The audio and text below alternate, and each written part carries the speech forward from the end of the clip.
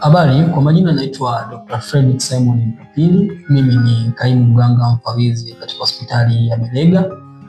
Tukiwa katika Belega hospitali tunatoa huduma mbalimbali katika huduma za afya ya uzazi wa mama na mtoto, lakini pia tunatoa huduma katika magonjwa ya nje yani OPD.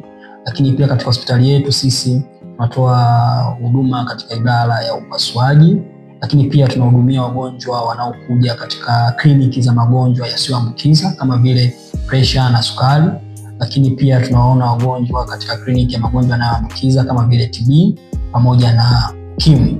Leo hii nipo hapa mbele yenu katika mfululizo wa utoaji wa elimu katika afya ya jamii, na kikubwa sana leo hii nikipenda kuzungumza na jamii ya wanawake ambao wamekuwa wakituzunguka katika jamii yetu.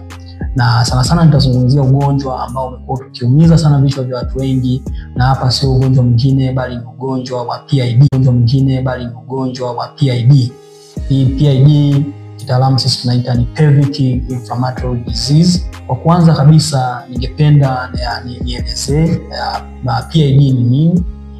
PID huu ni ugonjwa ambao unahusisha bakteria, shambulio la bakteria ambao bakteria hawa wanakuwa wanashambulia katika vilia vya uzazi wa mfumo wa uzazi wa mwanamke.